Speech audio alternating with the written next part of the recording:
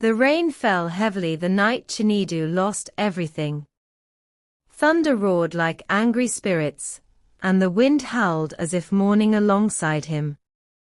His parents had been returning from the market when the accident happened, one moment alive, the next gone forever.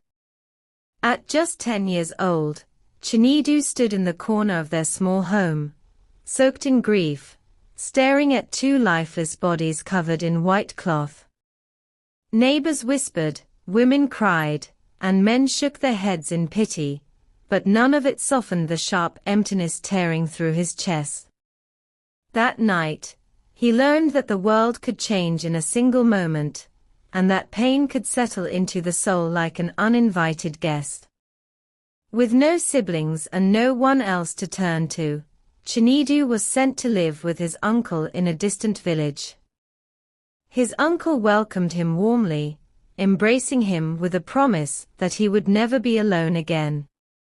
But promises, like smoke, can disappear too quickly.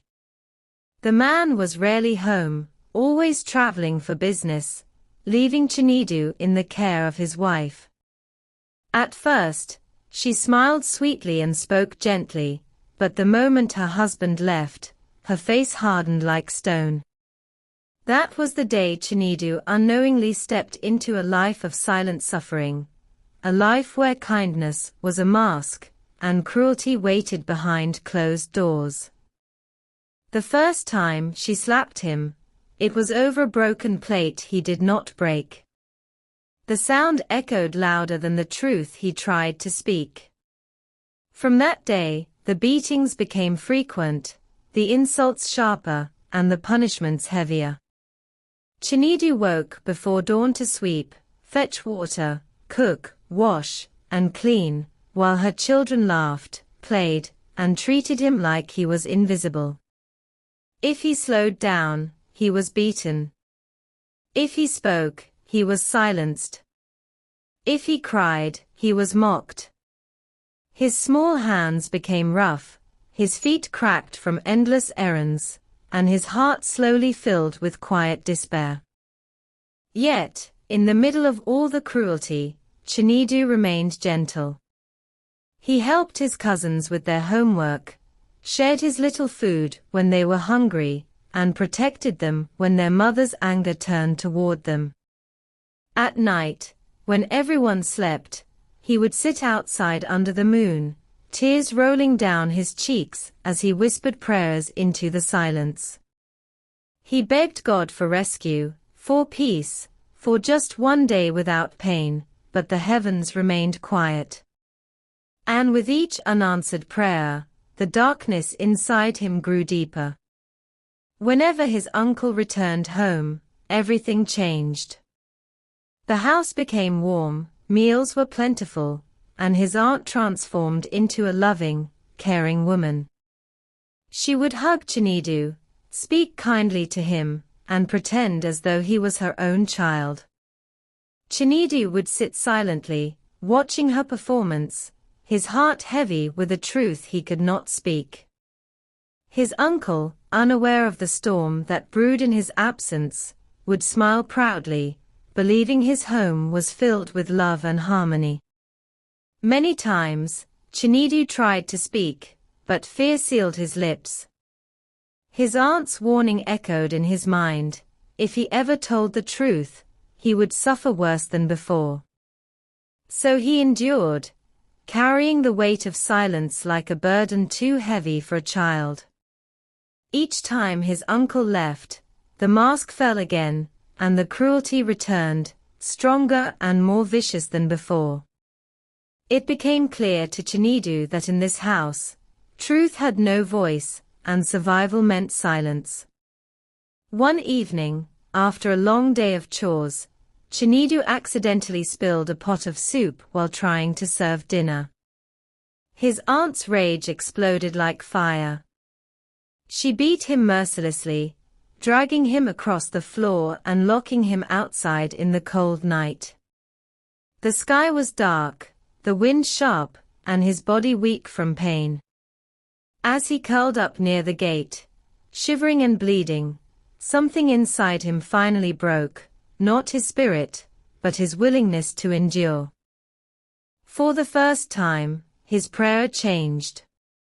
Instead of asking for relief, he asked for escape. He whispered into the darkness, "If there is a way out, show me." Hours passed, and just when he began to lose hope, footsteps approached. A woman stood before him, her eyes filled with both strength and compassion. She looked at his bruised face and trembling body, and without hesitation, she said, "Child, you do not belong here." In that moment, destiny shifted. The woman introduced herself as Mama Adiz, a traveler known for helping lost children. She listened as Chinedu poured out his pain, every word heavy with years of suffering. She did not interrupt, did not doubt him, she simply listened. When he finished, she held his hand and made a decision that would change both their lives forever.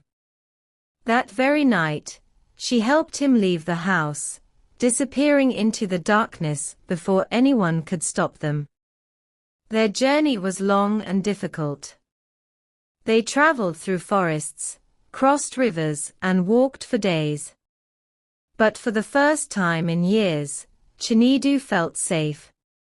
Mama Adiz treated his wounds, fed him, and spoke words of hope into his broken spirit.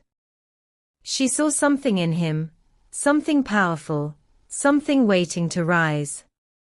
And as the days turned into weeks, Chinedu began to believe that maybe, just maybe, his life was not meant to end in suffering.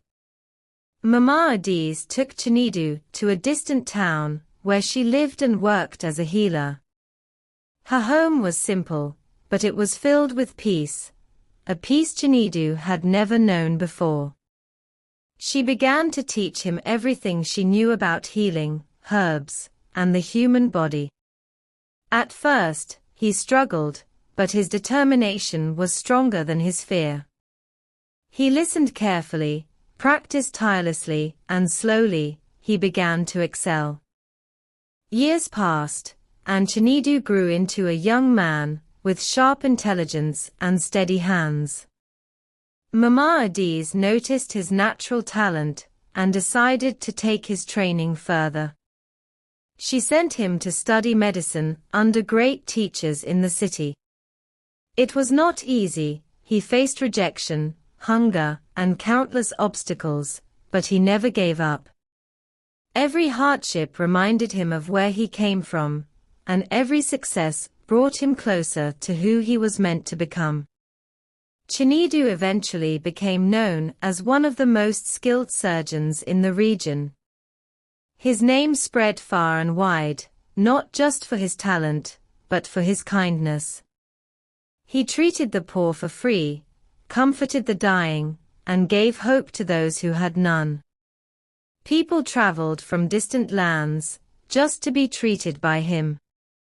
But despite his success, he never forgot his past, the pain, the hunger, the nights he cried under the moon. Mama Adiz watched him with pride, knowing that the broken boy she once found had become something extraordinary.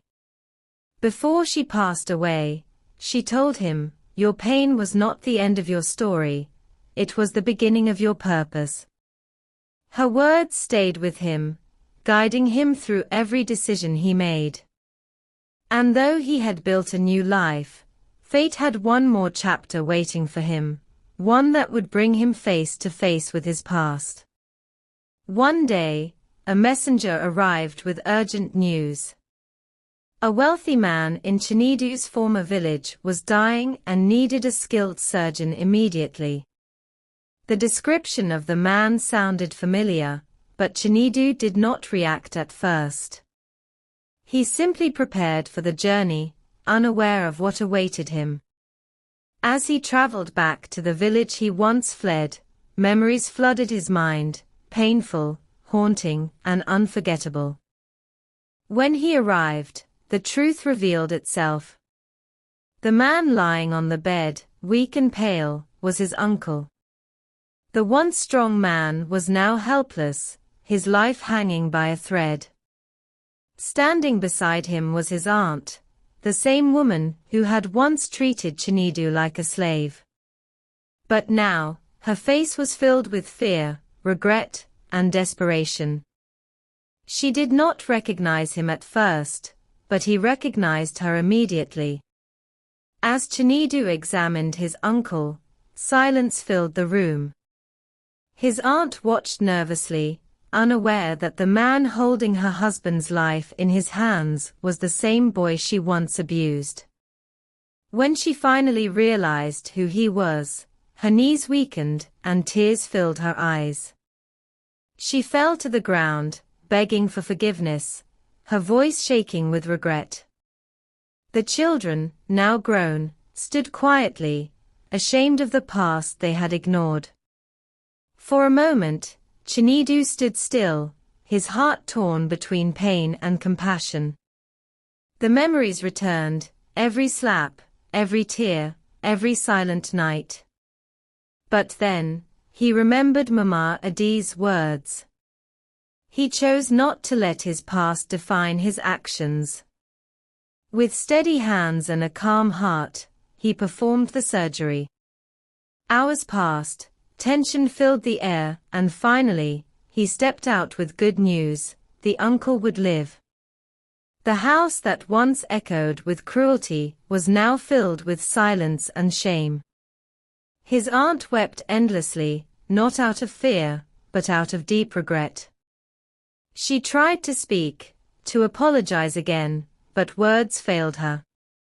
Chinedu simply looked at her and said, "I survived what you tried to break." His voice was calm, but powerful. It carried the weight of years, the strength of healing, and the grace of forgiveness. Chinedu did not stay long. He left the village as quietly as he came, returning to the life he had built. But his story spread, a story of pain turned into purpose, of a boy who refused to be destroyed. And from that day on, people would tell the tale of the child who was treated like nothing, until he returned as the very man they needed to survive.